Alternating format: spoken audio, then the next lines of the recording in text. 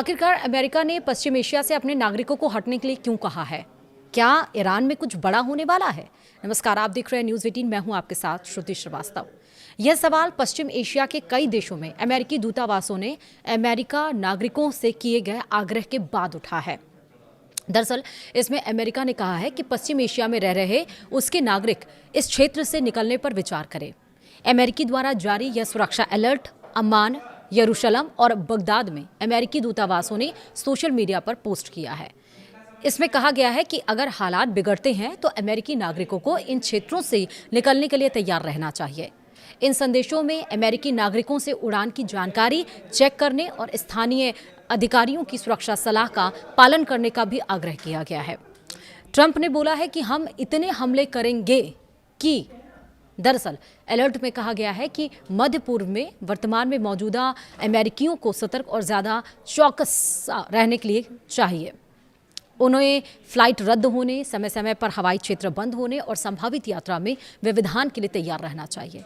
यह अलर्ट ऐसे समय जारी हुआ है जब अमेरिका और ईरान ने हफ्ते भर के युद्ध विराम के बाद फिर से हमला शुरू कर दिया। इस बीच अमेरिकी राष्ट्रपति डोनाल्ड ट्रंप ने ईरान पर और अधिक सैन्य हमले करने की चेतावनी दी है। वहीं अमेरिका रणनीतिक रूप से महत्वपूर्ण हॉर्मुज को फिर से खुलवाने के लिए दबाव बना रहा है।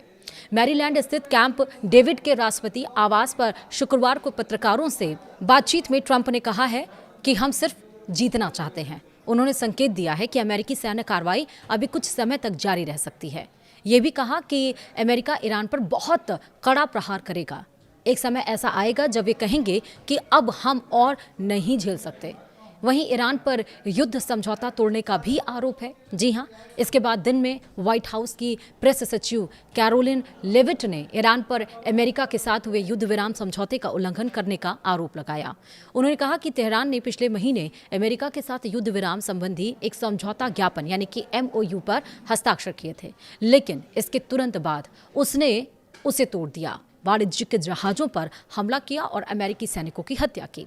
लेविट ने शुक्रवार शाम एक बयान में कहा कि राष्ट्रपति ट्रंप इस तरह की आतंकवादी हरकत बर्दाश्त नहीं करेंगे। जब तक ईरान राष्ट्रपति ट्रंप के अनुसार सार्थक तरीके से बातचीत की मेज पर नहीं आता, तब तक उसे इसकी कीमत चुकानी पड़ेगी। वहीं कुवैत की सेना ने क्या इसका रिएक्शन दिया है?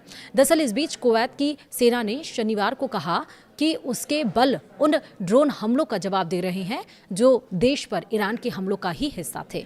कुवैत के रक्षा मंत्रालय के प्रवक्ता मेजर जनरल सऊद अब्दुल अजीज अल ओतैबी ने एक बयान में कहा है कि ड्रोन ने देश के उत्तरी हिस्से में एक सरकारी इमारत सहित कई महत्वपूर्ण ठिकानों को निशाना बनाया। उन्होंने बताया कि इसमें कोई हताहत नहीं हुआ है। वहीं ब्रिटेन की नौसेना ने शनिवार को बताया कि हॉर्मुज में ओमान के तट के पास एक टैंकर हमले का शिकार हो गया, जबकि एक अन्य जहाज के पास जोरदार विस्फोट भी हुआ है। दोनों घटनाओं में किसी के हताहत होने की खबर नहीं है। वहीं United kingdom maritime trade operations ने बताया कि शुक्रवार को ओमान की लीमा से 11 समुद्री मील उत्तर पूर्व में एक अज्ञात प्रक्षेपास्त्र जहाज से टकराया, जिससे उसके इंजन रूम को नुकसान पहुंचा है। उसने ये भी बताया कि शनिवार को खसाब शहर से 21 समुद्री मील उत्तर पश्चिम में नौकायान कर रहे और एक अन्य टैंकर के पास एक बड़ा धमाका हुआ और पानी का भारी जो फव्वारा है वो देखा गया। ईरान भी हॉर्मुज में जहाज़ों को बना रहा है निशाना। ईरान ने अमेरिका के साथ जारी संघर्ष के बीच अपनी अनुमति के बिना हॉर्मुज से गुजरने की कोशिश करने वाले जहाज़ों पर बार बार हमले किए। पश्चिम एशिया में क्षेत्रीय तनाव की एक और घटना में हमास के हथियार डालने पर सहमत होने के बाद भी गजा पर इजरायल के हमले जारी हैं। स्थानीय स्वास्थ्य अधिकारियों के अनुसार शुक्रवार रात इजरायल द्वारा किए गए भीषण हमलों में मध्य गजा में कम से कम 2 लोगों की मौत हो गई और दर्जनों लोग घायल हो गए। ये हमले हमास द्वारा शुक्रवार को इस बात की पुष्टि करने के बाद हुए हैं कि वह हथियार डाल देगा। वहीं गजा युद्ध को समाप्त करने की दिशा में इसे एक बड़ी सफलता माना जा रहा है। हालांकि अब भी कई बड़ी रुकावटें बनी हुई हैं। फिलहाल वीडियो में इतना ही। नमस्कार।